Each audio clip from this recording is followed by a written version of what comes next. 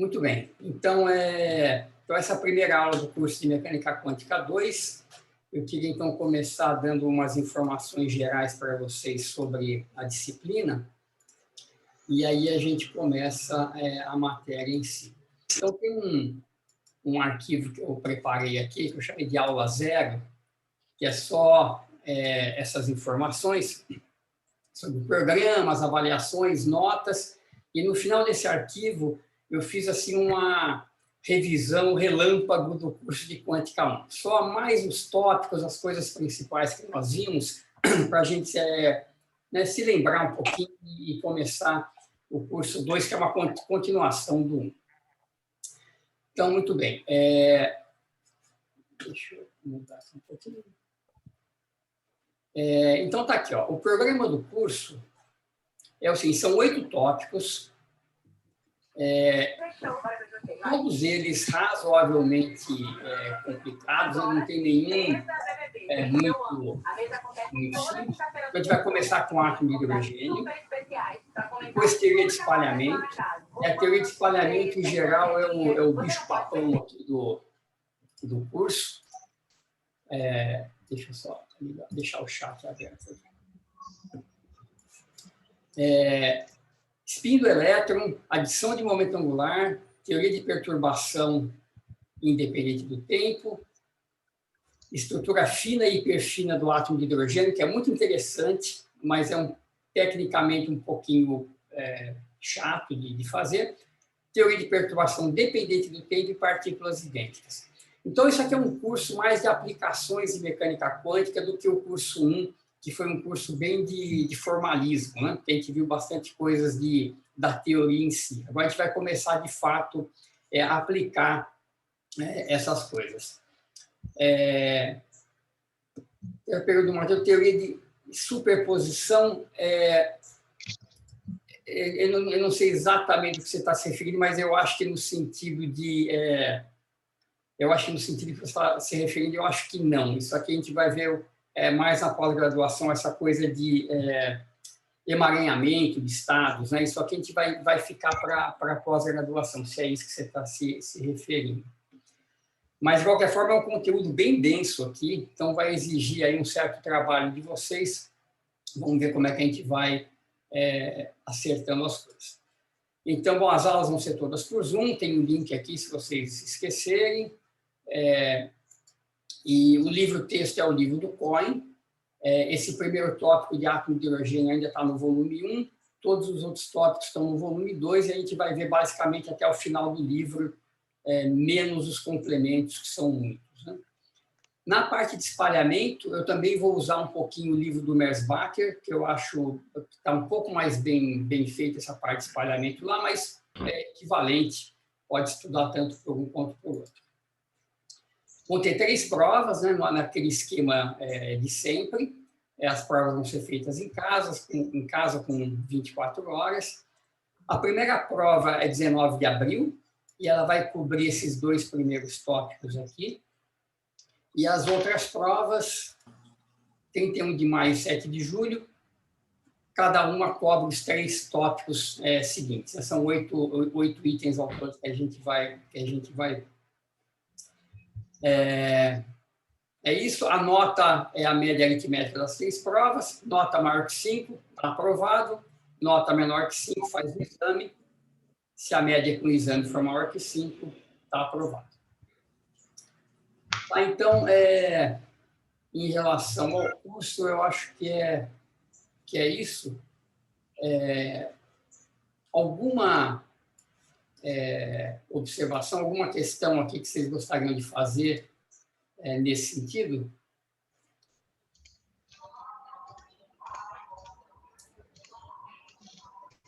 O exame. Boa pergunta. O exame, deixa eu até olhar aqui, eu acho que tem data, assim, eu esqueci de colocar aqui nessa lista de avisos. O exame é dia 19 de julho. Tá? Depois eu acrescento aqui nos slides também a data do exame. Tem a terceira prova, então, é 7 de julho, e 12 dias depois é o exame. Tá? 19 de julho. Muito bem.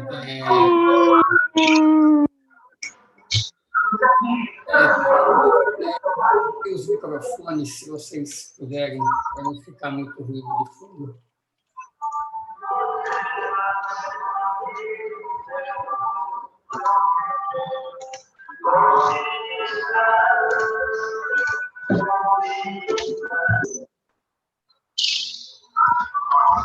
Eu tentei microfones ligados ainda. Por favor, dá uma verificada.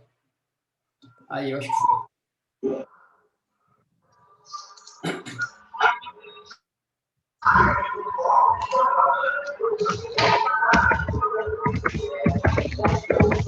Deixa eu ver se eu consigo ligar os microfones. Só um segundo.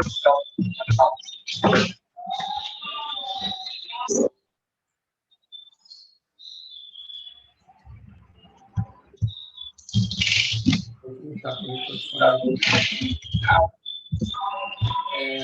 Daniel está com o microfone, pronto. Tá.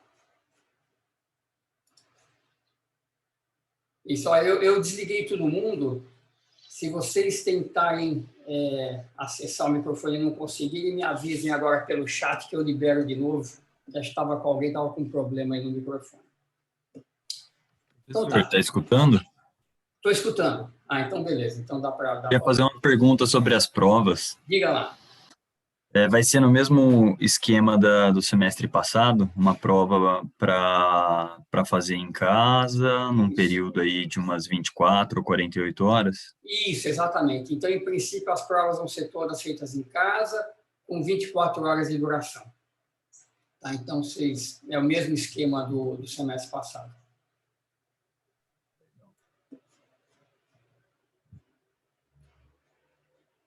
Mais alguma coisa? Mais alguma dúvida assim, em relação ao esquema do curso?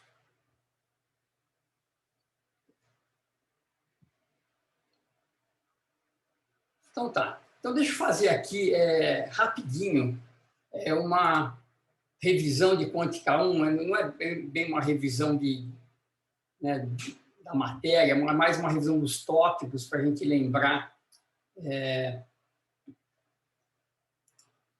A questão com datas conflitando com métodos. Tá, depois a gente pode voltar, então, nessas datas de prova. Essas datas estão, assim, escolhidas para que o conteúdo fique separado dessa forma, né? Tá, vamos ver depois. Tá, então tá bom. Depois, qualquer coisa, vocês me dão um toque. Depois, se o professor de métodos não conseguir alterar, a gente pode alterar alguma coisa aqui também.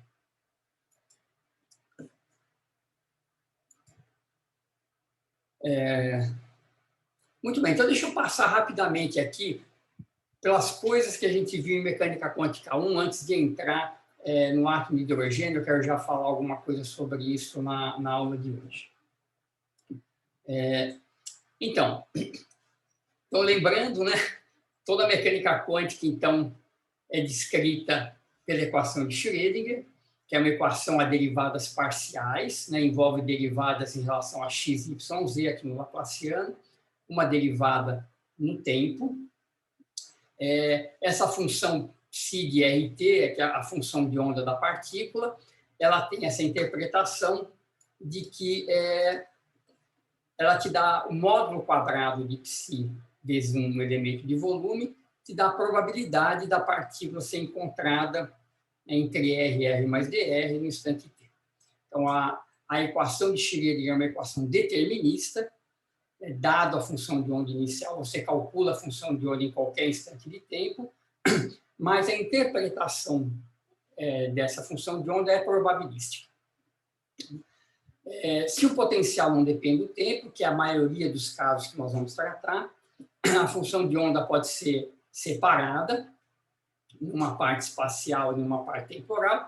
A parte temporal sempre tem essa forma, E a menos I ET sobre H cortado, E a constante de separação, que é identificada como energia da partícula. Então, se a gente substituir esse psi aqui em cima, a gente encontra a equação para φ, que é a equação de Schrödinger independente do tempo. ela depende da energia e da constante de separação. Então, a gente viu no curso de estrutura da matéria, né, principalmente, várias soluções desse problema em uma dimensão, né, barreiras de potencial, poço de potencial infinito, poço finito, etc. Então, o que nós fizemos no curso 1 assim, muito importante foi introduzir essa notação de Dirac, de Braz e Katz. Então, a gente fala, em vez de trabalhar com a função de onda psi de R, que dá, então, está associada à probabilidade da partícula estar em R, a gente poderia também trabalhar com psi de P, né, que é a probabilidade da partícula ter um certo momento, e o Dirac teve essa ideia de abstrair essas representações, né, de posição e momento e criar um vetor, né, um ket psi, que representa, então, o estado da partícula, e esse estado pode ser projetado em diferentes bases, né, ou representações. E duas representações são importantes, a representação de coordenadas e a representação de momentos. Então, a função de onda psi de R é o ket psi projetado nesse vetor R. Esses vetores, né, essas representações, esses kets R e P, eles formam uma base nesse espaço de kets, nesse espaço de estados do sistema, e o fato deles formarem uma base pode ser representado por esse operador unidade. O ket vezes o Bra, isso aqui é um operador, e se você integrar sobre todos os possíveis R, isso aqui gera o operador identidade. Mesma coisa com a representação de momentos. Então, por um mesmo estado, você pode se perguntar qual que é a probabilidade de estar em R, qual que é a probabilidade da partícula ter momento P. Toda essa informação está contida no ket, né? E você só projeta onde você quer.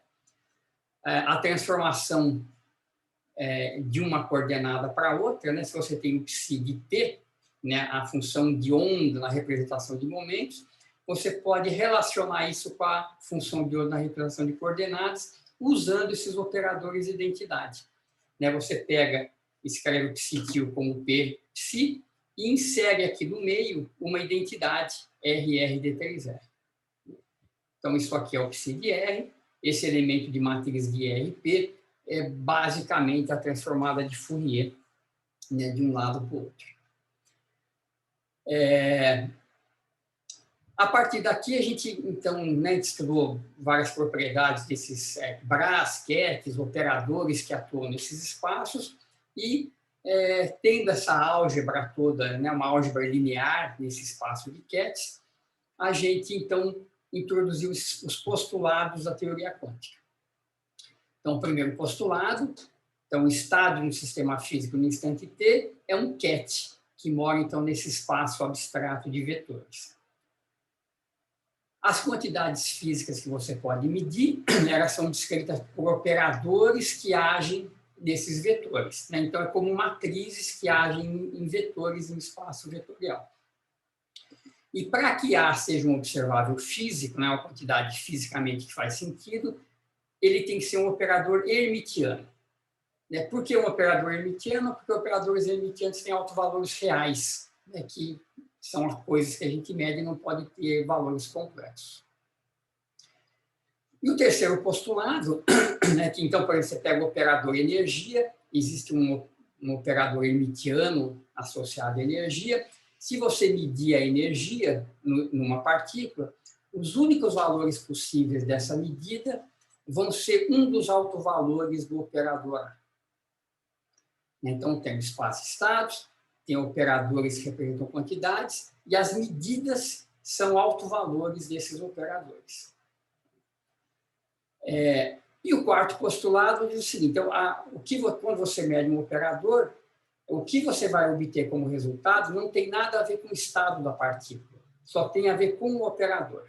Então, o que você vai obter como resultado é um dos autovalores do operador independente do estado. No entanto, a probabilidade de obter cada um dos autovalores depende do estado. Então, você tem um operador A, ele tem suas autofunções e seus autovalores, né? Essa aqui é a equação de autovalores do operador A. Como é que a gente faz uma medida?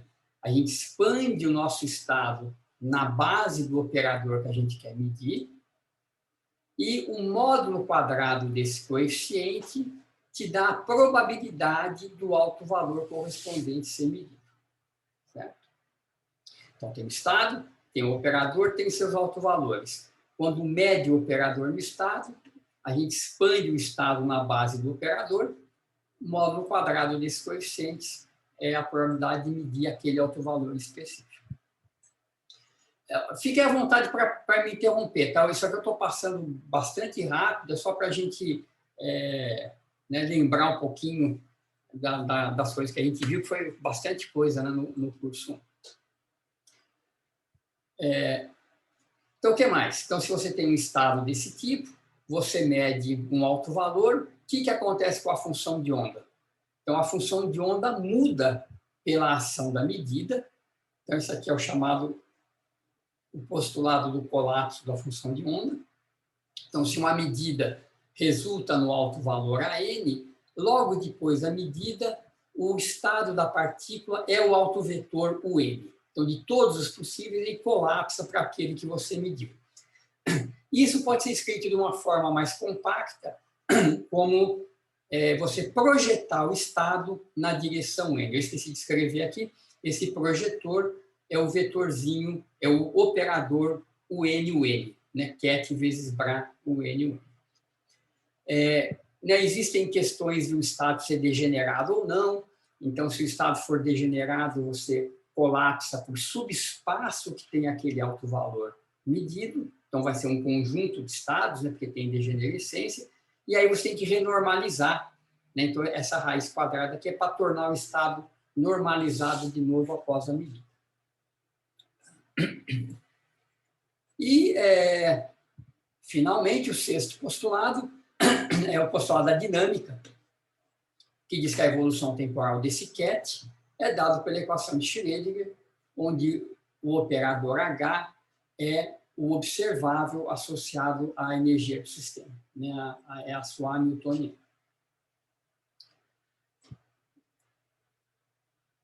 Tudo bem? Algum comentário, alguma pergunta? Fiquem realmente à vontade para perguntar, quiserem lembrar alguma coisa, algum detalhe.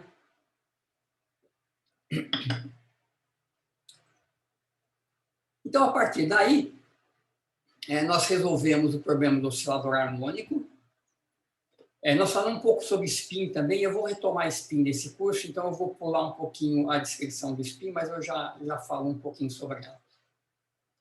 Então, o oscilador harmônico é uma partícula num potencial x², né, uma força menos kx. Então, está aqui a hamiltoniana. Como é que a gente resolveu esse problema? Então, nós introduzimos esses dois operadores A e A+, que são essencialmente x mais IP, x menos IP, a menos dessas constantes. Esses operadores, eles têm um comutador de 1, né? Lembra de que o comutador de x com P é IH cortado, o comutador de A e A+, é 1, é só usar a relação dos comutadores de x e P. Em termos desses operadores, a hamiltoniana tem essa forma, né? H cortado ômega, A mais meio, e a gente, né, faz uma manipulação desses operadores, a gente mostra uma série de propriedades dele e acaba chegando à conclusão que o espectro desse operador A mais A, que é o operador de número, são os números inteiros. Então, as energias do oscilador harmônico é H cortado ômega N mais meio, A mais é o operador que te leva de um estado do sistema ao estado seguinte, com alto valor N mais 1. O A é o operador que abaixa, né, o índice do sistema. E, em particular, A aplicado no estado fundamental é 0, porque você não consegue abaixar além do mínimo, que é o N igual a 0. Isso dá uma equação, a gente consegue calcular o estado fundamental, que está aqui normalizado, e aplicando A mais aqui em cima, a gente gera os estados excitados. Então, está aqui o operador A mais, a gente aplica A mais no psi0, gera o psi1, gera o psi2, assim por diante. O que mais que a gente fez?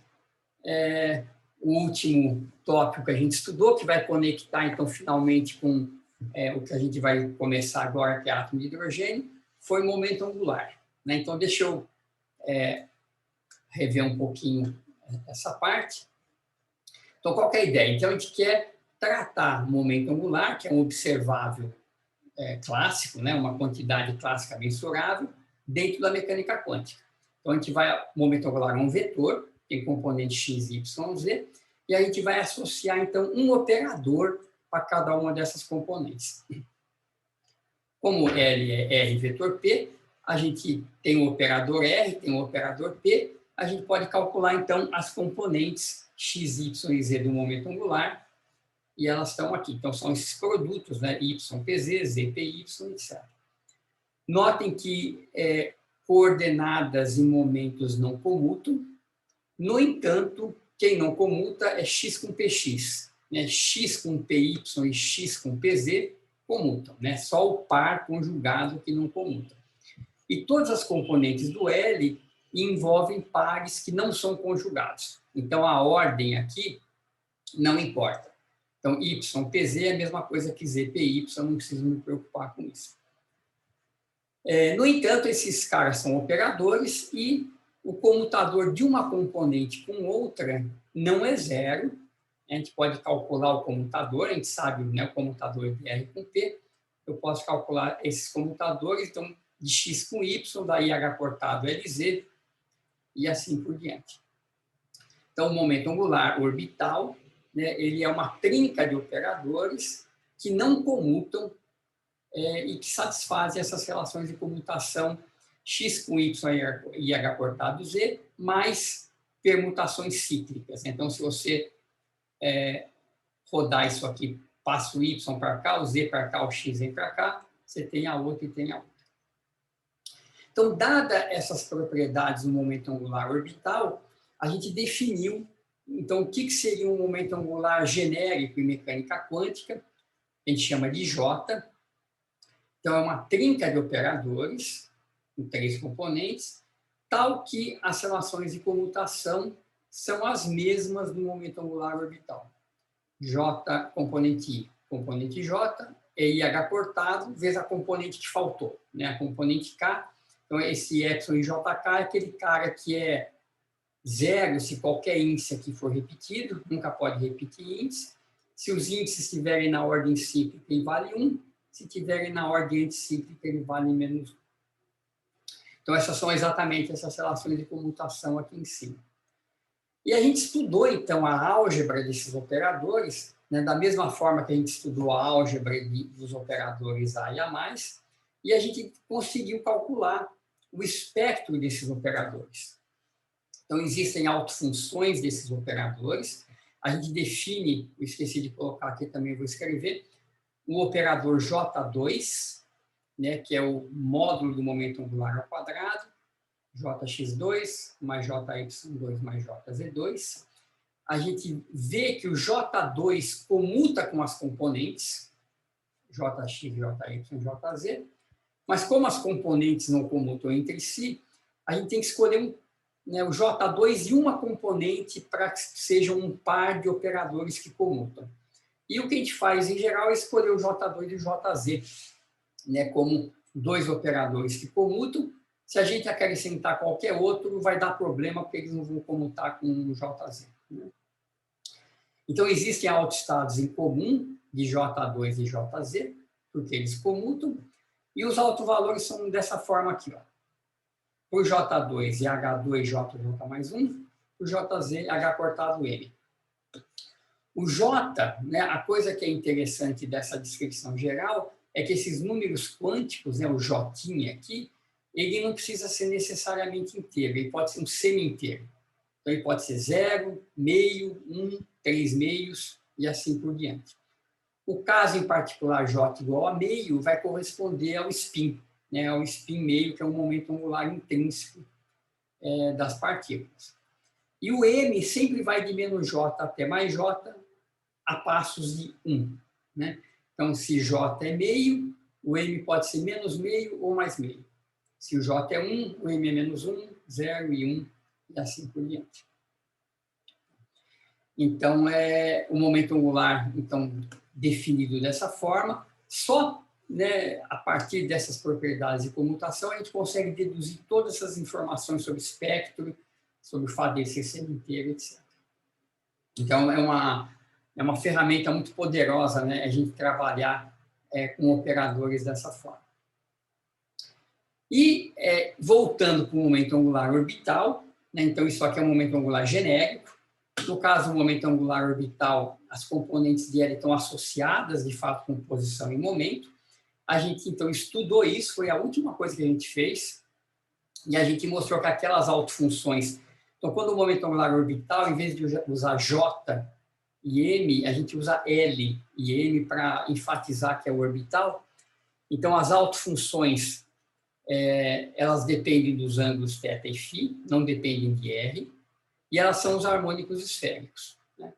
O operador, esses operadores que estão aqui, né, Lx, Ly, Lz e o L2, que é a soma dos quadrados, a gente pode escrever em coordenadas esféricas, é uma conta muito grande, e a gente obtém que o Lz acaba ficando com uma cara muito simples, menos zero cortado d de φ, e o L2 tem essa cara mais complicada aqui.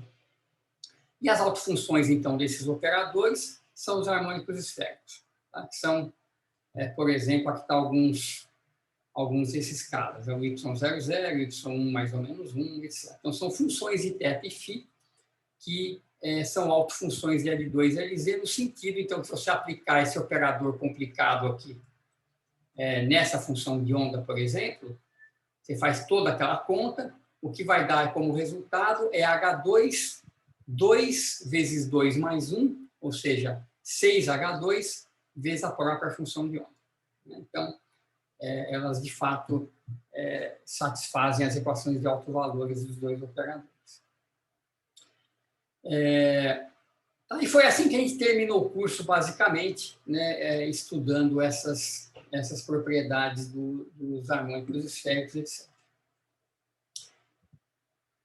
Tá, então, aqui é a revisão relâmpago, né? Então, obviamente, o intuito disso aqui não é que vou repassar por tudo isso, mas é só lembrar os tópicos que a gente estudou. Algum comentário, alguma coisa que vocês queiram perguntar sobre isso?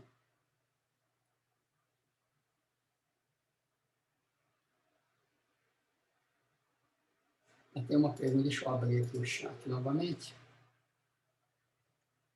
Pois o semestre em 20 minutos é realmente uma revisão relâmpago, e ainda eu pulei um pouquinho a parte de spin, mas é bastante conteúdo, né? É realmente bastante conteúdo. Mas acho que é interessante a gente colocar essas coisas em perspectiva, né? E dar uma olhada no global para ver o que a gente estudou.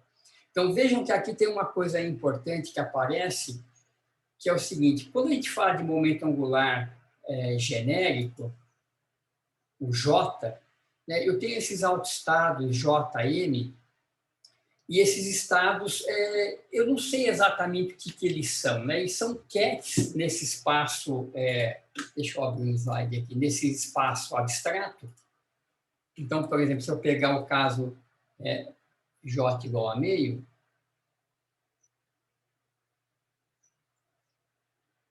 então eu tenho que o M, ele pode ser menos meio ou meio, né? Acabou de menos J até J, só tem duas opções.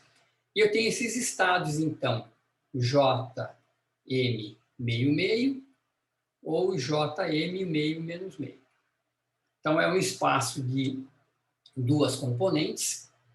E você vai perguntar, bom, quem são esses caras? Então, eu tenho aqueles operadores todos, JX, JY e JZ. Lembrem que aqui eu também esqueci de colocar como parte da revisão, a gente tinha definido esses operadores J mais e menos como os operadores análogos aos A mais e A menos do oscilador harmônico.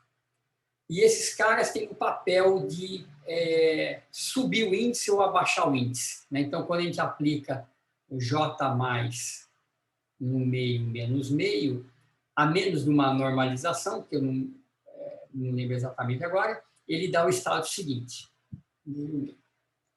E o J menos abaixo, né? Então, J menos aplicado no meio, meio, que leva ao estado meio, menos meio. Então, com essas propriedades todas, a gente conseguiu calcular as matrizes desses operadores, né? Então, lembra que tem os operadores, quando a gente tem uma base, então vamos chamar essa base aqui de JM, né? Então, eu tenho esses elementos de matrizes dos operadores. Então, pega uma componente do momento angular e constrói. A matriz J é fixa, é meio, certo? Vamos até substituir esse J aqui por meio. É só o M que pode ser, o M ou M' pode ser meio ou menos meio, J está fixo.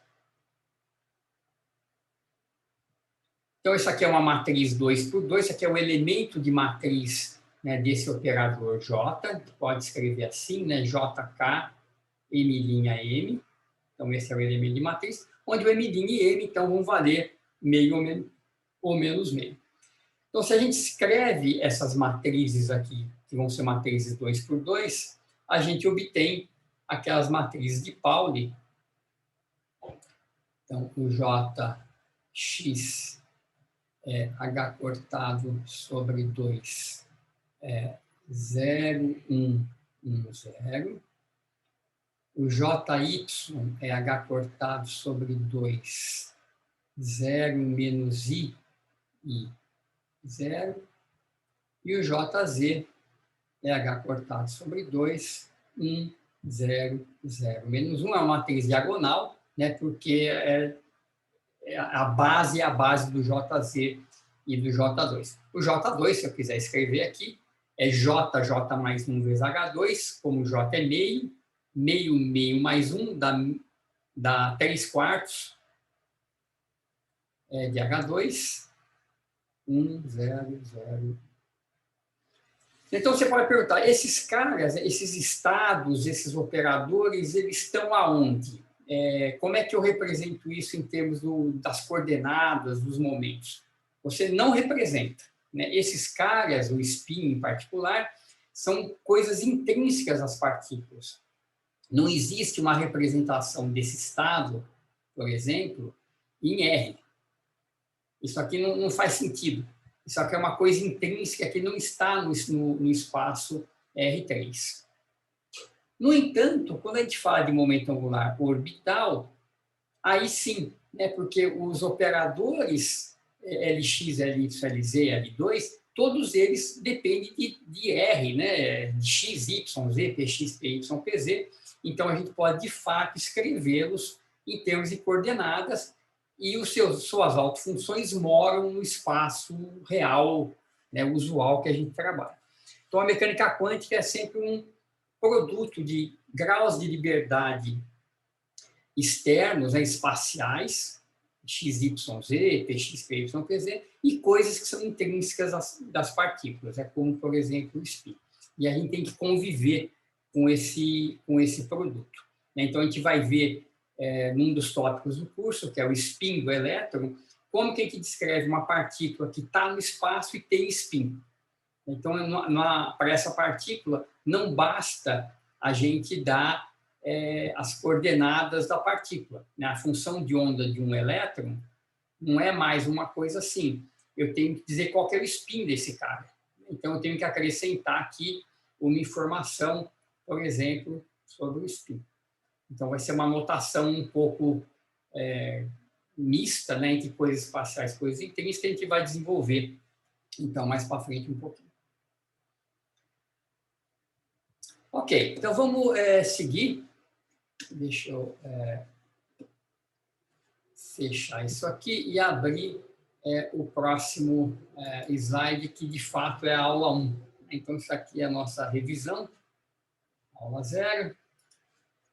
Vamos abrir aqui a aula. Deixa eu arquivar. Professor, Diga. deixa eu te perguntar, não sei se você havia comentado isso no início da aula, mas alguns alunos, incluindo eu, não tá recebendo as coisas ainda pelo Moodle, Ah, né? então, Então, tá. Bem lembrado. Inclusive, Jéssica, você conseguiu entrar?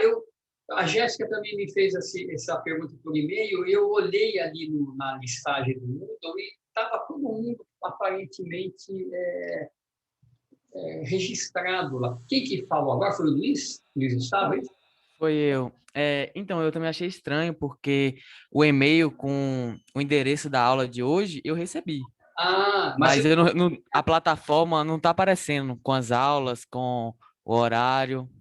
que estranho. Você entrou você nem que estranho. A Jéssica, mesmo problema? O meu não tinha aparecido o e-mail, não tinha recebido nada, professor. Aí eu entrei no Moodle, não tá, a disciplina não estava. Aí hoje eu recebi o e-mail, aí eu voltei lá, eu achei a disciplina lá, mas eu tive que procurar. Ela não Ah, estava, ela não estava na cara do painel, assim, tinha que caçar ela lá no meio das entendi. outras disciplinas que eu já fiz. Tá. Puxa, como é que será que Agora que a Jéssica falou, ah, eu dei uma olhada aqui também, apareceu. apareceu? Ah, Tá tá lá bom, no então. final. Não Tá, tá lá na legal. frente. Realmente. Tá bom, tá. Eu vou ver se eu consigo. Tá, então, se alguém tiver problema, me dá um toque, então, também. Eu tento ver se tem um jeito mais fácil de fazer ela aparecer. Então, mas deve estar disponível, então, né? Acho que é só uma questão de encontrar ela aí no emaranhado aí de disciplinas. Ok.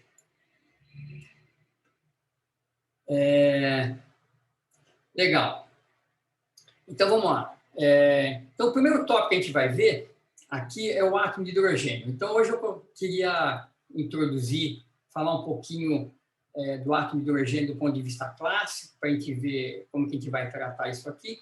E eu vou, no final da aula, eu quero só escrever a equação de Schrödinger com o átomo de hidrogênio, e aí na aula que vem a gente começa, de fato, a resolver. Então, o átomo de hidrogênio, em primeiro lugar, é um problema super importante, né? É o átomo mais simples que a gente consegue estudar. E, geralmente, a gente trata o problema do átomo de hidrogênio como se fosse um problema de Kepler, né? Problema de dois corpos, e a gente reduz isso ao problema de uma partícula num campo central. Mas, na verdade, eu queria começar olhando o átomo de hidrogênio como um problema, de fato, de dois corpos. Né? O átomo de hidrogênio tem um próton e tem um elétron. Né? São dois corpos.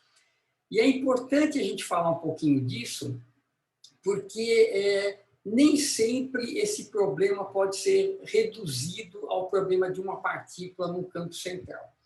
Então, embora a gente vá fazer isso nessa parte do curso, mas é importante a gente deixar isso claro, porque mais para frente a gente vai ver que isso não é sempre verdade. Então, por que a gente não pode pensar num elétron num campo central, né? Um elétron com a massa reduzida do sistema no campo central? Então, em primeiro lugar, por causa dos spins. Né? O próton e o elétron, eles têm spin meio. O spin é um pequeno momento magnético, como se fossem dois imãzinhos. E esses spins interagem. Então, a interação entre os spins e entre o spin e o campo magnético gerado pelo movimento do elétron, eles são importantes. E você perde essas componentes quando você trata o átomo de hidrogênio como um problema de um campo central. Nós vamos ver esses efeitos lá para frente, naquele tópico de estrutura fina e hiperfina no átomo de hidrogênio. Esses caras são efeitos relativísticos que a gente vai tratar perturbativamente mais para frente. Mas é importante a gente lembrar que existem essas interações. Outro ponto que é muito sutil e não é muito comentado é que aqui a gente vai separar coordenada relativa do centro de massa, né, para cair nesse problema de força central. No entanto, esse problema, essa separação de coordenadas, quando a gente faz um tratamento relativístico do átomo de hidrogênio, ela não é trivial. Né? A coordenada do centro de massa, ela não está muito bem definida em relatividade. Né? Porque em relatividade tudo tem que ser quadro e vetor. Então, se a gente define a coordenada do centro de massa como a gente faz, não existe nenhuma componente que complete esse quadrivetor em relatividade. Não existe um quadrivetor em relatividade cuja parte espacial seja o centro de massa. Então, a separação fica complicada de fazer. Em terceiro lugar, o problema de duas partículas carregadas por elétron, a gente vai fazer um tratamento como se fosse um problema de Kepler, mas ele não é um problema de Kepler, porque as cargas vão estar em movimento acelerado, elas deveriam emitir radiação e uma partícula devia colidir com a outra, né? O elétron acelerado devia perder energia e colidir com o próton no centro. Então, é tudo muito parecido, mas não é igual, tá? Então, é bom a gente chamar a atenção para esses pontos. Então, vamos começar a descrição aqui, ó. Eu tenho, então, um próton, que eu vou chamar de massa M1. Na verdade, o próton é um núcleo que pode ter mais de um próton, vai ter carga Z, tá? Isso não afeta muito, portanto que eu só tenho um elétron orbitando. Então, uma partícula, um núcleo de massa M1 e carga Z vezes Z, que tem coordenada R1. O elétron, então, tem coordenada R2, tem massa M2 e carga menos Z. A distância entre eles é R2 menos R1, esse vetorzinho vermelho que está aqui. Então, qual que é a energia do sistema? Energia cinética de cada partícula e energia de interação, que só depende da distância. Então, o primeiro passo que a gente faz para resolver o hidrogênio é separar coordenadas, né? Então, tentar fazer essa redução para movimento relativo e movimento sem de massa. Então, vamos rever como que esse cálculo é feito, vamos chamar a atenção para alguns detalhes aqui. Então, primeiro, eu vou definir como coordenada relativa R2 menos R1, e coordenada do centro de massa é a média das coordenadas com o peso da massa. Então, M1R1 mais M2R2 sobre M1 mais M2. Então, eu defino R1 e R1, a partir de R1 e R2, eu posso inverter essas relações e tirar R1 e R2 em termos de R1 e R1. Então, só invertendo aqui, fazendo essa álgebra, eu tenho aqui, então, R1 é o R1 menos M2 sobre M grande a massa total, vezes R1, aqui está o R2. As velocidades, né, se eu derivar isso aqui em relação ao tempo dos dois lados, a velocidade V1 é a velocidade do centro de massa, né, então R ponto é Vzão, Rzinho ponto é Vzinho. A mesma coisa para R2. Então, a massa total aparece naturalmente, né, o M1 mais M2 aparece toda hora, a gente chama de EMAN, e vai aparecer daqui a pouquinho a massa reduzida do sistema, que é M1, M2 dividido por EMAN. Aqui eu já chamo a atenção de uma coisa interessante, que veja que o μ, né, a massa reduzida, é M1, M2 sobre a massa total, EMAN. Então, se eu multiplicar por EMAN aqui dos dois lados, eu vejo que as duas massas que eu introduzi, μ e EMAN, o produto delas é igual ao produto das massas originais, né? O M1 e M2, que é o produto das massas de verdade, é igual ao produto das massas auxiliares que eu inventei, que é μ e EMAN. Muito bem, o que a gente quer fazer? A gente quer separar, então, o movimento relativo do movimento do centro de massa, certo? Então, vamos fazer algumas dessas passagens aqui, para a gente ver como que isso fica. Então, a primeira coisa, o momento linear. Então, vamos ver. O momento linear total é M1V1 mais M2V2. Né? Vamos fazer essa conta aqui. Ó. M1V1. Então, vamos lembrar quem que é o V1. Vzão menos M2 sobre M, Vzinho.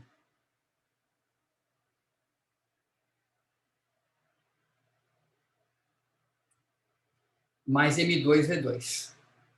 O V2 é Vzão, troca o sinal aqui e troca a massa. M1 sobre EMAN, Vzinho. Então, vocês vejam que esse cara aqui, ó, M1, M2 sobre mão V, mata com esse aqui, M2, M1, V sobre mão. O sinal está trocado. E sobra, então, M1 Vzão mais M2 Vzão. Então, você põe o Vzão em evidência, M1 mais M2 é a massa total. Então, você vê, o momento linear total é o momento do centro de massa. O momento relativo não entra aqui. Tá? Então, o momento linear total é o momento do centro de massa. Vamos ver a energia cinética. Vamos fazer a mesma conta aqui para a energia cinética e ver o que acontece para a gente ver como que vai aparecer aqui a massa reduzida. Eu vou fazer essa da energia cinética e do momento angular, que eu acho que é importante da gente lembrar como que essas contas aparecem. Então, aqui, ó, a energia cinética, K. Então, eu quero escrever em termos das novas coordenadas. Então, é M1V1, M2V2 ao quadrado sobre 2. Então, vamos substituir aqui o V1 e o V2 e ver o que dá. Então, V1 é Vzão menos M2 sobre M Vzinho. E o V2 é Vzão mais M1 sobre M Vzinho ao quadrado. Então, antes que a gente se perca aqui, o que eu estou fazendo isso? Né? Eu defini relativo e centro de massa, inverti essas relações, né, para achar R1 e R2 em termos do R1 e do R1, e só derivei em relação ao tempo. Então, essas relações aqui vêm da definição. Então, vamos ver o que isso aqui dá. Então, são vários termos que tem aqui. Então, o termo em Vzão ao quadrado, que aparece aqui e aparece aqui, ele vai, então, ficar Vzão ao quadrado sobre 2, M1 mais M2. Então, M1 mais M2 soma. Então, o termo em Vzão fixo aqui. O termo cruzado deve cancelar. Então, vamos ver, ó, 2 vezes, mata esse 2, o sinal vai ficar menos, M1, M2, Vzinho, Vzão sobre M. Aqui é a mesma coisa, sinal é mais, o 2 mata, M1, M2, Vzinho, Vzão sobre M. Né, Vzinho, Vzão é Vzinho escalar Vzão que aparece aqui, né, mas eles se cancelam. E o termo do quadrado do último termo, como é que vai ficar? Então, o quadrado vai ficar sempre positivo.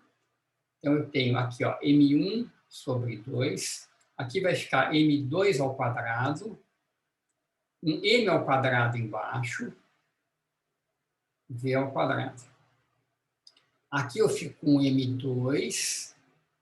M1 ao quadrado. Tenho 2. Tenho M ao quadrado. E tem o V2, certo? Então, vamos ver o que a gente pode fazer aqui, ó. Esses caras todos aqui, o que eles têm em comum? Eles têm, ó, um M1 e um M2, aparece para todo mundo. 2M quadrado. O V ao quadrado, que eu vou deixar aqui fora. Então, aqui faltou um M2. Aqui faltou um M1. M1 mais M2 é emão. Então, isso aqui mata com esse emão. E fica, então, M1, M2 sobre 2 emão, V2. E isso aqui é o que a gente chama de massa reduzida.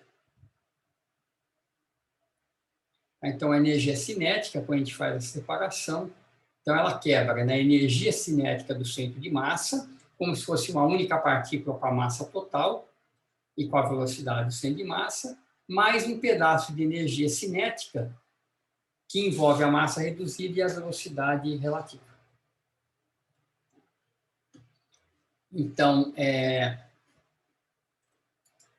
o K, então ele quebra dessa forma. Note que é diferente do momento linear, né? O momento linear não tem a componente M1 Vzinho, não aparece.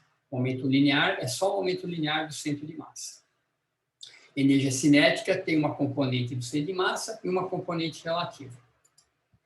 E o momento angular? O momento angular também é importante a gente olhar e ele também separa dessa forma. Então, o cálculo é o mesmo. Vamos fazer aqui rapidinho, porque eu acho que é uma parte importante aqui da separação. Então, olha só, o momento angular total é a soma dos momentos angulares de cada partícula. E eu tenho que substituir aqui, né, P1 é M1V1, P2 é M2V2. Eu tenho que substituir agora, a conta é um pouco mais complicada, né? O R1 em função de Rão e Rinho, R2, né, tem que substituir todo mundo aqui. Então, vamos ver como é que fica essa conta rapidinho. Então, o L total, ele fica, então, vamos lá para a parte 1. Então, é M1, R1, vetor V1. Então, R1, vamos lembrar lá em cima, é Rão menos M2 sobre M, R1. Vetor V1, que é só derivar aqui em relação ao tempo. M2 sobre M, V0. E eu tenho a componente da partícula 2. Vamos escrever aqui embaixo. Então, é a mesma coisa, só que aqui troca o sinal e fica M1. Aqui troca o sinal e fica V. Então, vamos ver o que dá dessa conta toda aqui. Então, novamente, vamos pegar R com V e R com V de cada lado. Então, vai ficar R vetor V vezes M1, R vetor V vezes M2. Então, R vetor V fica em evidência, M1 mais M2, que é a massa total.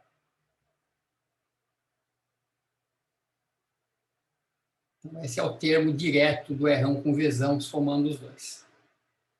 Vamos fazer o último, que é o R'inho com Vzinho dos dois lados.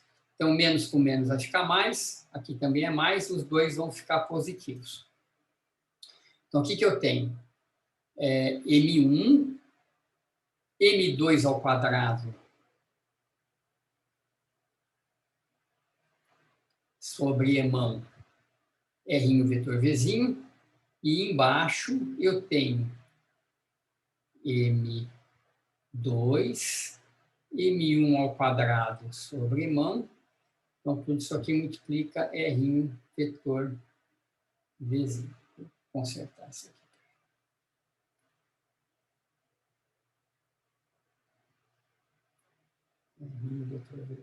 Note que isso aqui é aquela mesma conta que a gente fez lá, né? Isso aqui vai dar a massa reduzida, né? Fica um M1, M2 em evidência.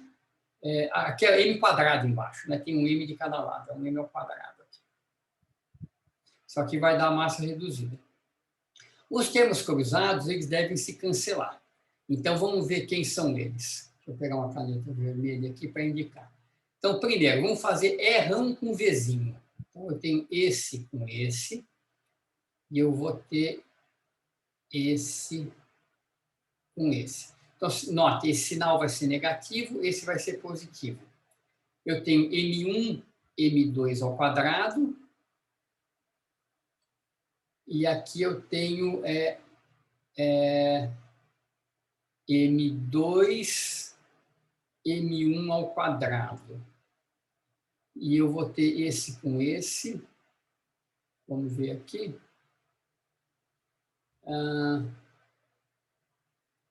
R'inho com Vzinho, R'inho com Vzão e R'inho com Vzão aqui. Deixa eu ver. Isso aqui devia cancelar, parece que não está cancelando. Vamos ver. Não, tudo bem, vamos ver. Vamos ver então primeiro esse com esse. Ó. Eu tenho um M1 e um M2, com um sinal de menos. E só um Emão ao quadrado embaixo, certo? Então, os termos de... Vamos escrever aqui. Ó. Eu estou fazendo os termos de Rão, vetor, Vzinho. Então, no primeiro, eu tenho M1 com M2 e o sinal de menos. No de baixo, eu tenho positivo, M2 com M1. E o M embaixo. Então, esses caras se cancelam. E mesma coisa com o R'inho vetor Vzão. R'inho vetor Vzão, aqui eu tenho menos M1, M2, M. E aqui eu tenho mais M2, M1. Sobre. Então, esses caras aqui cancelam e sobra só a parte de cima. Então, essa conta é a conta que a gente fez antes. Então, isso aqui vai dar, escrever aqui no cantinho, Rão, vetor MVzão, que é o momento do centro de massa. Aqui vai dar Mi. Eu vou ter R1 vezes Mi Vzinho, tá? Que é um momento relativo, né? Mas que não contribui para o momento total, né? Então, esse cara aqui, eu vou chamar de momento associado à coordenada relativa, mas a gente tem que lembrar que o momento total não é a soma dos momentos do centro de massa mais o relativo, é só o momento do centro de massa. Tá? Mas, de qualquer forma, o momento angular, ele também, então, desacopla no momento do centro de massa, no momento angular do centro de massa e o momento angular da coordenada relativa. Tá? Então, tudo quebra, então, em duas partes. Tá? O momento angular de centro de massa eu vou chamar de LCM, o momento angular relativo eu só vou chamar de L, simplesmente. Tá? Então, como é que a gente faz o tratamento clássico desse problema? Então, vamos lembrar isso. Olha só, o potencial, né, as forças, só depende da coordenada relativa, não depende da coordenada do centro de massa, né, só depende da distância entre as partículas. Então, não existem forças sobre o centro de massa, então a segunda lei de Newton no centro de massa é massa vezes aceleração igual a zero. Certo? Então, a velocidade do centro de massa é constante, ou o momento do centro de massa é constante. Então, a solução dessa equação por centro de massa é uma partícula livre, então R de T é um R0, mais V0T, né? Ou escrevendo V0 como P0 sobre M vezes T.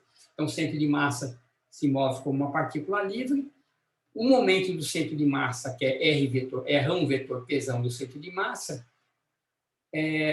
o R né, deixa eu escrever fazer essa conta aqui embaixo. Né?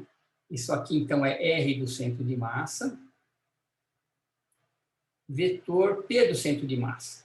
P do centro de massa é constante, é o P0 que está aqui. O R do centro de massa, então, é R0 mais P0T, certo? Então, o termo que é o R0 é o que está escrito aqui em cima. Vetor P0. Ups. O segundo pedaço, P0T sobre M vetor P0, é zero, né? Porque P0 vetor P0 é zero, são vetores na mesma direção. Então, o momento angular do centro de massa fica R0 vetor P0, que é constante. Então, o momento angular do centro de massa é constante. E o momento angular relativo também é constante. Né? Por quê? No momento angular relativo existem forças, né? Na coordenada relativa existem forças. Mas se a gente lembrar, dL dt é o torque, né? R vetor F. Como F está na direção radial, né? A força é uma força atrativa na direção radial, R vetor R dá zero, e o momento angular relativo também é constante. Tá? Então, o momento angular total é constante, mas ele é constante tanto o pedaço do centro de massa quanto o pedaço relativo. Então, a parte do centro de massa é trivial, é como se fosse uma partícula livre. A gente pode se concentrar no movimento relativo. O movimento relativo tem momento angular constante e, portanto, o movimento é plano. Né? Se eu tenho um R vetor P como L é R vetor P,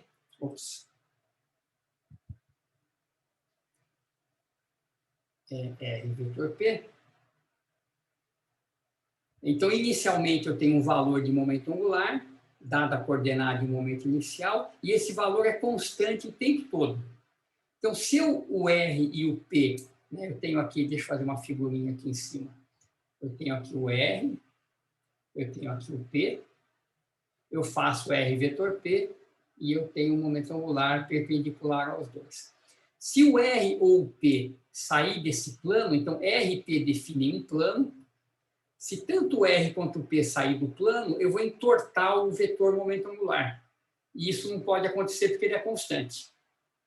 Então, a todo momento, R e P tem que estar no plano inicial. Então, todo movimento ocorre num plano, que é o plano perpendicular ao momento angular inicial que a partícula tem. Então, isso simplifica bastante o problema. Tudo bem? Perguntas aqui? Né? Por favor, me interrompam de vez em quando, senão eu vou falando aqui sem parar.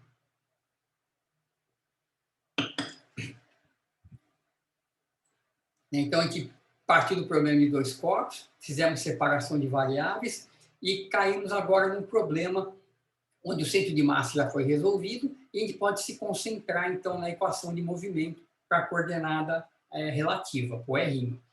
A gente sabe que o momento angular relativo é constante, isso reduz ao movimento a um plano, e a gente pode, então, trabalhar nesse plano, né? Esquecer o problema tridimensional por enquanto e trabalhar no plano onde ocorre o movimento. Então, o momento total também é constante? O momento total é constante, porque você vê o momento total, é boa pergunta. O momento linear total, ele é um momento sem de massa. E o momento sem de massa é constante. Então, o momento linear total é conservado.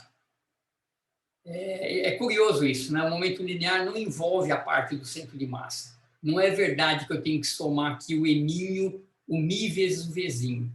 Não tem esse pedaço. Se tivesse, seria um problema, porque o momento linear não seria conservado. Mas o momento linear total só envolve o centro de massa. Como o momento do centro de massa é conservado, o momento linear total é conservado. O momento angular total é conservado e, além disso, ele é conservado em cada pedaço. Centro de massa, porque não tem forças, e o relativo, porque a força é na direção radial. Então, a gente pode resolver o problema escolhendo o L na direção. Então, você vê a direção que está o L e chama aquilo de direção Z. Então, o movimento vai ocorrer no plano XY perpendicular ao L. Tá? Então, a gente pode trabalhar em coordenadas polares, que é mais simples. Então, deixa eu rever para vocês aqui, rapidinho, essa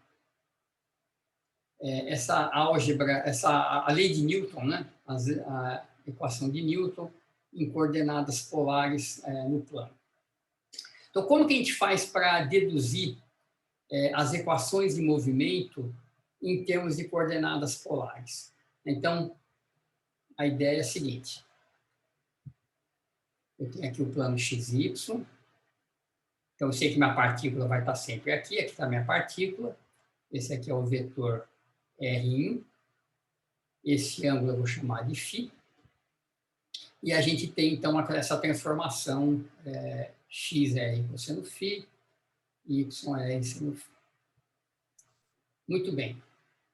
A equação de Newton, ela é essa daqui, né? MR, dois pontos, é igual a F. Olha só, a partícula, ela tem, além de a gente mudar para coordenadas R e φ, a gente tem direções também R e φ.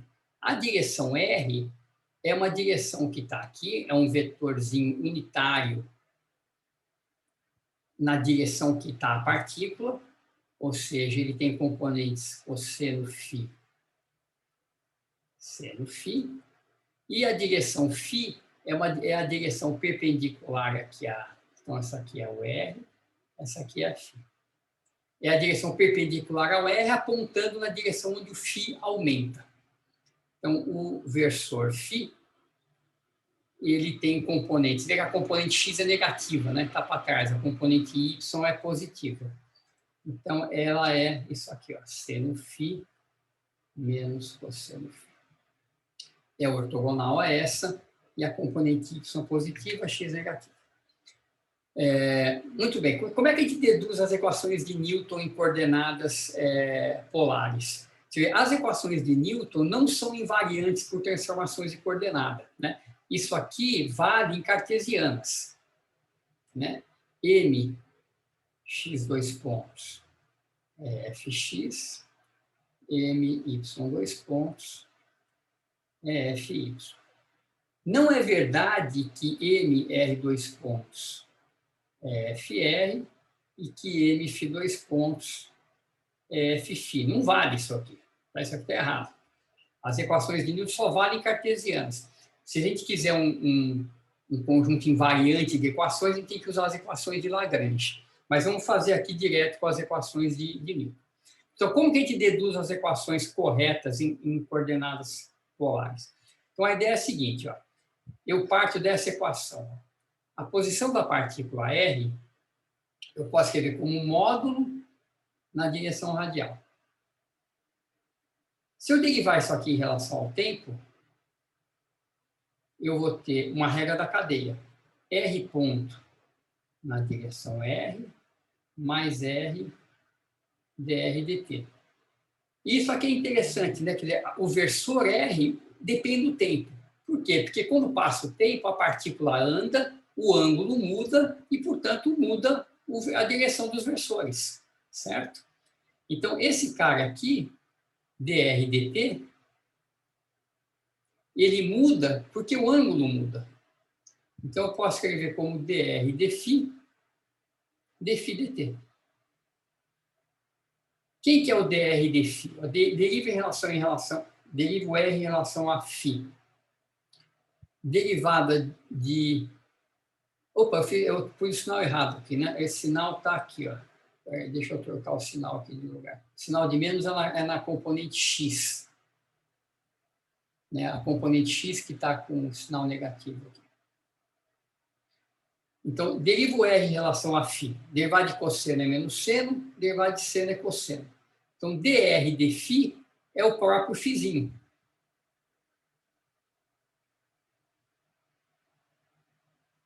Então, a velocidade, ela tem uma componente radial e tem uma componente que é rφ ponto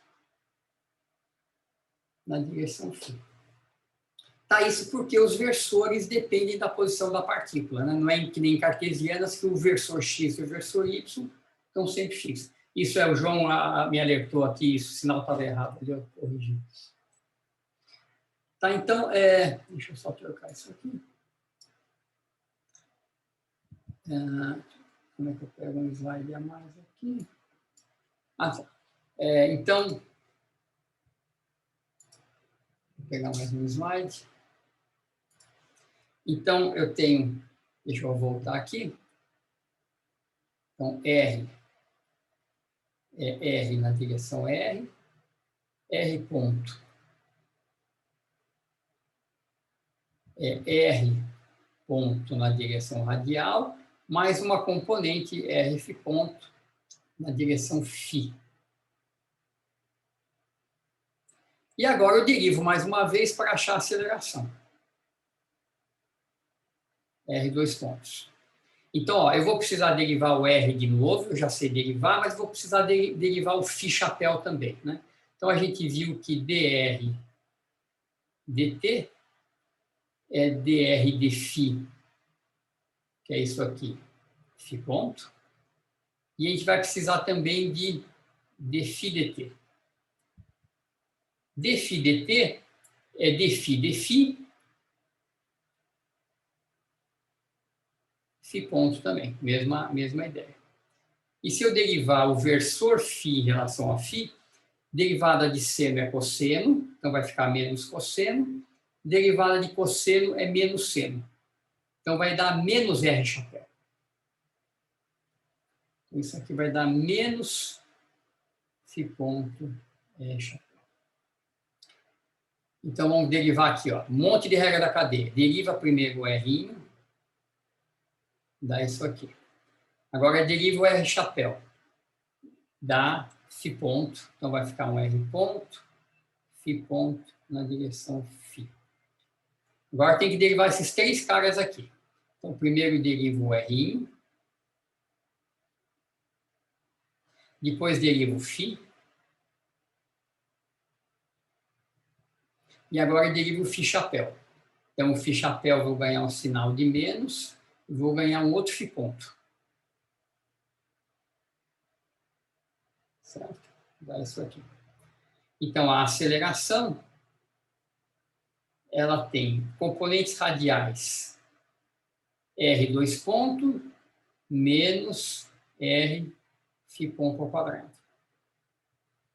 E ela tem componentes angulares, que é esse com esse soma.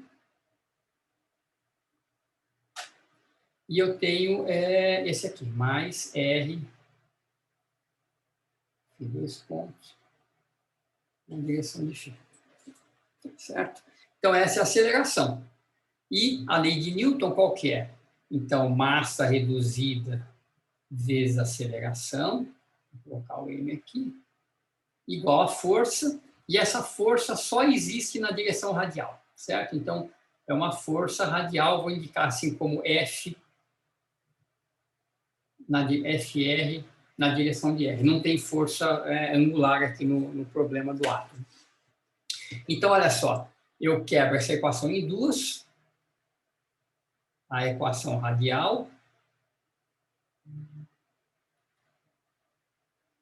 e a equação angular, que é zero, né? Isso aqui vale zero. Né? Então, 2μr ponto φ ponto mais μr φ 2 pontos igual a zero, certo?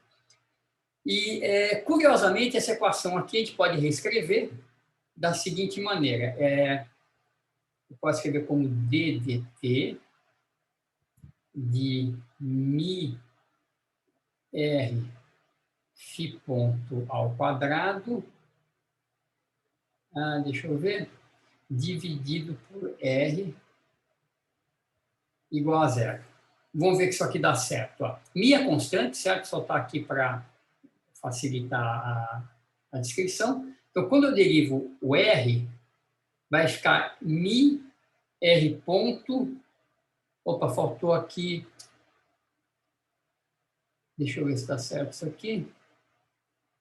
Mi R... Quando eu derivar... Não, peraí, está errado. Aqui acho que tem um R... Deixa eu só ver aqui. Só para eu não me confundir. Mi R2 φ ponto 1 sobre R, tá certo? Eu escrevi Mi R2 φ ponto ao quadrado, tá certo, né? Φ ponto. Desculpa, eu inverti. R ao quadrado φ ponto, não R quadrado. O quadrado está aqui. Isso. Pode ser escrito assim, vamos conferir. Quando eu derivar o R, vai cair um 2R vezes R ponto. O 2 fica esse 2, o R que caiu mata esse R e fica R ponto. Então, 2mi R ponto φ ponto, dá esse termo.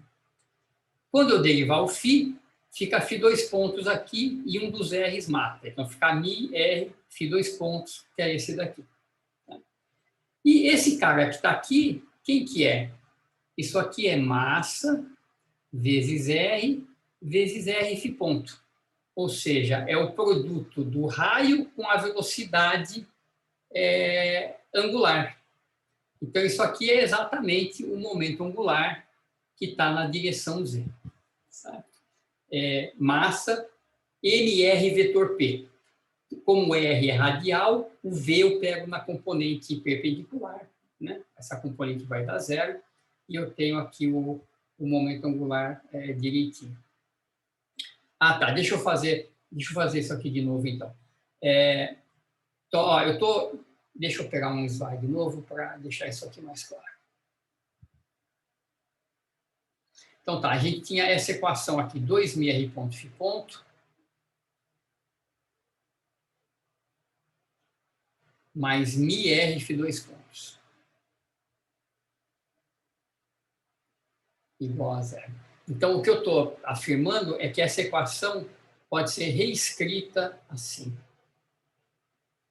Mi R2 φ ponto igual a zero. Então, vamos abrir essa derivada e mostrar que, de fato, dá essa equação. Então, ó, eu tenho 1 sobre R. Eu vou fazer ddt disso daqui. Então, a massa é constante. Vou derivar R2 em relação ao tempo. Então, qual que é a derivada de R2 em relação ao tempo? É 2R, R ponto, vezes o φ ponto que está aqui. Agora, eu vou derivar o φ em relação ao tempo. Então, já tinha o φ ponto, fica φ 2 pontos. Então, ó, esse R eu posso matar aqui e posso matar um desses. Então, dá 2μr ponto φ ponto, mais μr φ 2 pontos. Por que isso aqui é um momento angular na direção Z? Então, o momento angular vai ser R, μr vetor V. Certo? Então, vamos escrever aqui, ó, μr, é o R na direção radial, vetor V. Quem que é o V? É R ponto na direção R, mais, mais R φ ponto na direção φ. R com R dá zero, certo? Porque o vetorial na mesma direção. R com φ dá Z. Então, isso aqui vai ficar μ, R ao quadrado, φ ponto na direção Z. Então, μr2 φ ponto, que é esse cara aqui, é o momento angular na direção Z, que é constante, né? Isso aqui é uma expressão. Então, o que está querendo dizer é que ddt de Lz igual a zero, que é, né, o que a gente já sabia, o momento angular está na direção Z e está constante o tempo todo. Então, a segunda equação de Newton era dar para a gente a conservação de momento angular, mas ela dá para a gente uma outra informação importante também. Então, vamos voltar aqui, né? Então, aqui, ó, a equação radial, massa vezes aceleração radial é a força. Então, está aqui escrita a força explicitamente. E a parte angular, que é zero, não tem força angular, a gente pode reescrever assim, e isso é uma expressão da conservação do momento angular. O que é legal aqui é o seguinte: como o momento angular é constante, o φ ponto eu posso então escrever como L sobre μr2 e jogar aqui, ó, na parte radial. Substituir esse φ ponto que está aqui pelo L. Então, quando a gente faz isso, dá o seguinte. Então, vamos voltar ali para eu vou primeiro escrever, antes de passar aqui, deixa eu escrever a equação de movimento explicitamente. Então, olha só, qual que era a equação radial? Era isso aqui, menos Rφ ponto ao quadrado, igual a força, vou deixar FR. E o fato do momento angular ser constante me permite escrever o φ ponto assim. Então, eu jogo o φ ponto aqui, né? Então, eu fico com μ R2 pontos igual, passa esse sinal negativo para o outro lado, μr φ ponto ao quadrado. Mais a força. A força, eu vou escrever aqui como menos a derivada do potencial. Tá? O potencial radial, que é esse aqui.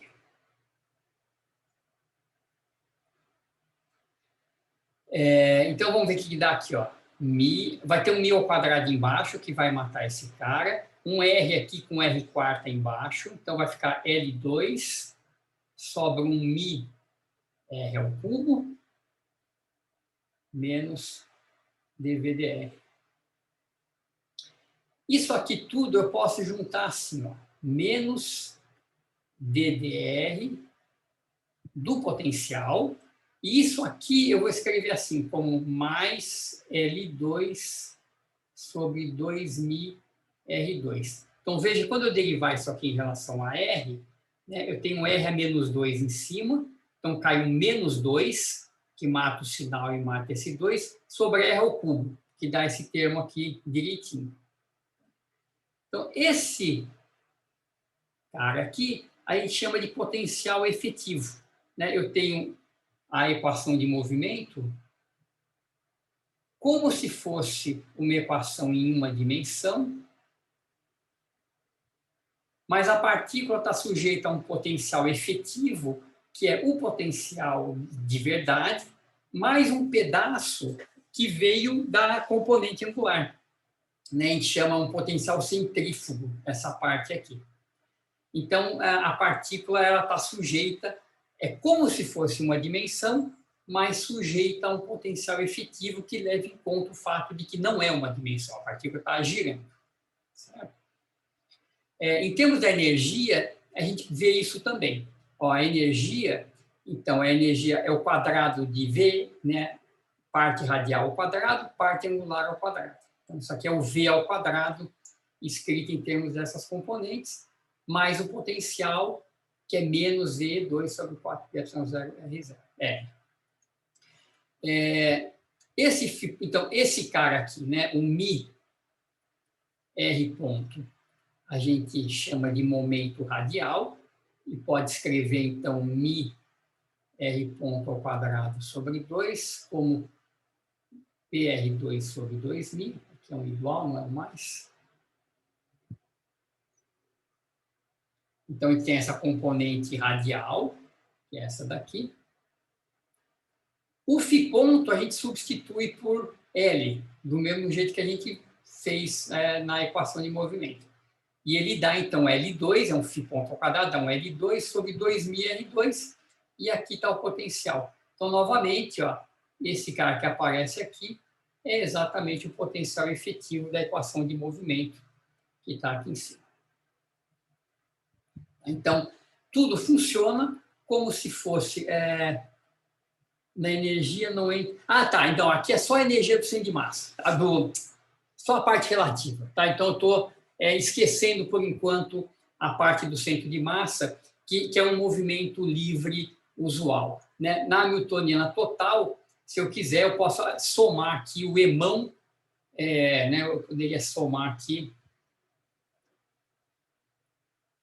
P do centro de massa ao quadrado sobre 2 emão, que é constante, né? Então, é uma parte constante só da energia do centro de massa, a gente vai deixar de lado por enquanto. Então, está aqui, né? Então, o movimento radial é como se fosse um movimento unidimensional, só que a coordenada R só vai de 0 a infinito, né? No movimento unidimensional, você vai de menos a mais infinito, aqui você vai de 0 a infinito, e o potencial tem esse pedaço centrífugo que está aqui, que se você desenhar, né? Então está aqui o potencial efetivo, ele tem essa cara, essa curva vermelha, né? É o Coulomb, menos 1 sobre R, mais a parte positiva que envolve o momento angular, você soma os dois dessa curva vermelha. Então, se a energia da partícula for negativa,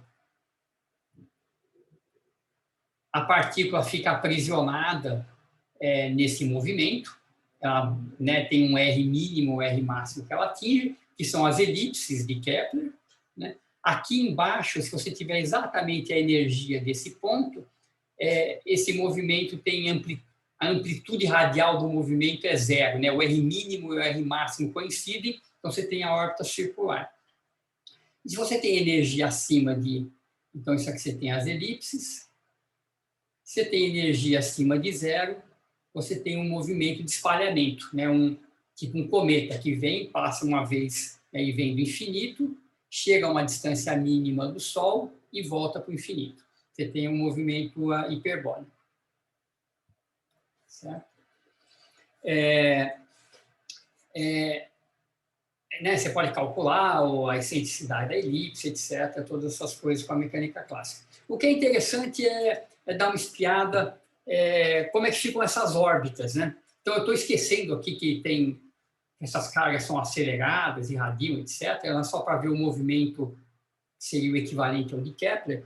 Se você lembra como que é R1 e R2 em termos de R1 e de R, se eu fixar R1 igual a 0, né, se eu tiver junto com o centro de massa do sistema, andando junto com o centro de massa, então fixo R1 igual a zero, o R1 some, então R1 é menos M2 sobre MR1 e R2 mais M1 sobre M1R1. Então você vê, primeiro, que elas estão sempre com sinais opostos, esses vetores estão em lugares opostos, cada um deles segue sua própria elipse. Se o M1 é a massa grande, o que acontece com a coordenada R2? Então, vamos supor que M1 é bem maior que M2. Então, essa relação aqui fica M1 sobre M1 mais M2R. Como M1 é muito maior que R2, isso aqui, essa fração é perto de 1. Eu posso ignorar o M2 aqui. E o R2 tem coordenada da ordem de R. O R1, por outro lado, tem, deixa eu puxar isso aqui para cá, menos M2 sobre M1 mais M2 vezes R. Como o M1 é muito maior que M2, eu posso desprezar esse M2 aqui no denominador e fica M2 sobre M1. M2 sobre M1 é um número pequeno, certo? Porque o M1 é muito grande. Então, a coordenada que tem a massa maior está na elipse de dentro. Então, quem tem a massa grande quase não mexe. Tem uma elipse pequenininha, tipo o Sol. Quem tem a massa pequena está na elipse grande. E esses caras estão sempre em oposição um ao outro, um é sempre menos o outro.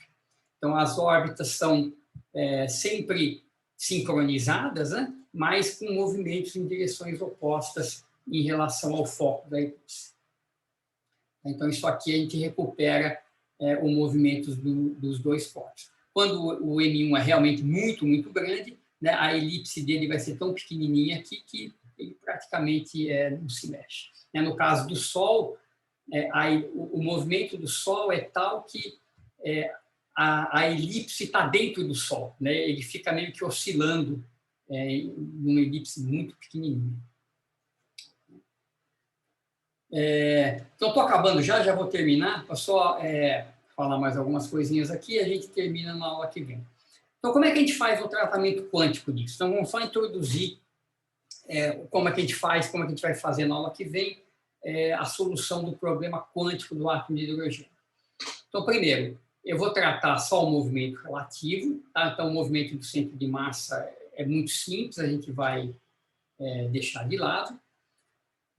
O tratamento do movimento relativo, ele é a equação de Schrödinger. Nós vamos resolver a equação independente do tempo, né? Vamos buscar o espectro do átomo de hidrogênio, as energias e suas autofunções. Então, nós vamos resolver essa equação. É um problema em 3 dimensões, então o laplaciano tem todas as coordenadas aqui, e o potencial é radial. Então, qual que é a dificuldade? A dificuldade é que num potencial radial, você quer trabalhar em coordenadas esféricas, certo? Você não quer fazer coisa em x, y, z. Então, a gente tem que reescrever esse laplaciano em coordenadas esféricas. E como é que a gente faz essa conta? Vai para coordenadas esféricas.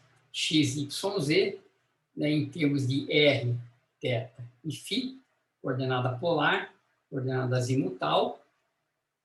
Aqui está a transformação inversa.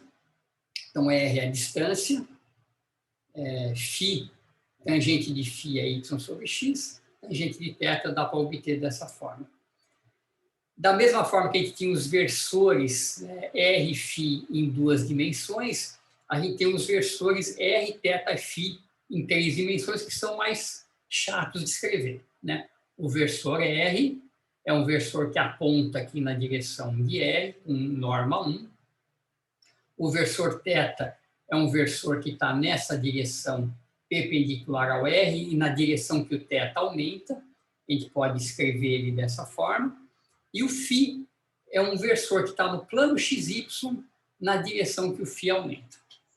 Tá? É o análogo do bidimensional. Então, tendo a transformação de coordenadas, a gente escreve o laplaciano em coordenadas esféricas. E ele dá esse negócio complicado que está aqui. Tá? Então, faz regra da cadeia lá 500 vezes e chega aqui na no Laplaciano em coordenadas esféricas.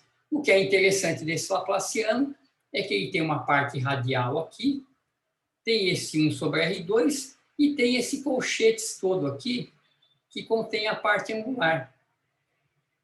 E se a gente lembrar lá atrás do momento angular, esse cara aqui é quase que o operador L quadrado, que a gente obtém, né, escrevendo Lx, Ly, Lz em coordenadas esféricas, calculando o quadrado, dá um operador muito parecido com isso aqui. Né? Lembra aqui, ó, o Lx, o Ly, o Lz, que a gente tem que escrever em coordenadas esféricas, calculo L2 e olha só, é exatamente aquele cara que está lá. Então, esse operador laplaciano, a gente pode escrever em termos de L2, né? Substituir aquele parênteses por L2 sobre menos H2. E é isso que dá aqui, ó. Então, se a gente... vamos fazer isso aqui com um pouquinho mais de calma. Então, olha só, quando eu escrever menos H2 sobre 2m laplaciano, que é a energia cinética, eu vou ter essa parte radial,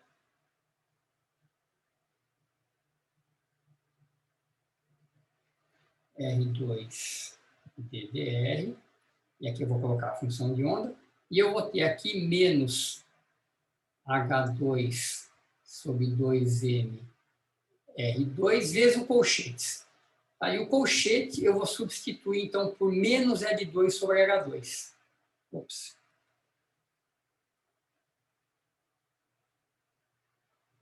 Vou pôr um chapéuzinho para a gente lembrar que são operadores, são as derivadas sobre H2. Então, esse H2 cancela, o sinal cancela, e esse termo vai dar L2 sobre 2m R2. Que é o que está escrito aqui. E se você comparar aqui, né, com o que a gente tinha no slide clássico, onde é que ele está? Aqui, ó. L2 sobre 2mR2. Parte radial, L2 sobre 2mR2. Aqui acontece exatamente a mesma coisa. Então, a gente vai ter parte radial, L2 sobre 2mR2 e o potencial, né, juntando aqui, então, o que a gente chamaria, então, do potencial efetivo em mecânica clássica. Tá? Tem a mesma cara da equação clássica, só que agora todo mundo aqui é operador. Né? Então, a equação que a gente vai ter que resolver é essa daqui, Hψ igual a Epsi. Então, a gente vai ter que colocar o Psi aqui dentro e resolver essa equação. Então, esse vai ser o que a gente vai fazer, então, na aula que vem. Tá?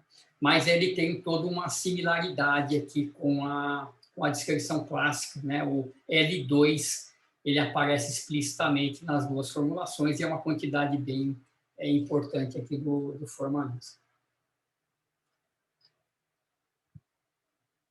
Certo? Pergunta, gente?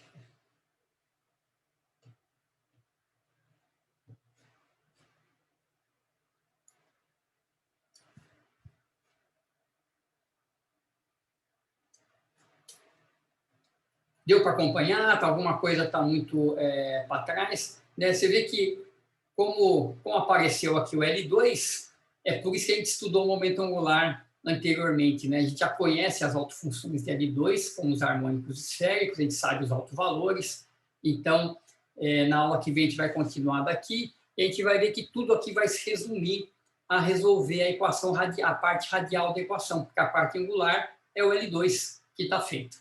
Né? Então, eu vou separar variáveis, esse psi de R vai ser uma parte radial, e a parte angular vão ser os harmônicos esféricos. A gente vai resolver essa parte radial e fazer a quantização de energia, que é muito, muito parecido com o que a gente fez no finalzinho do curso de estrutura da matéria.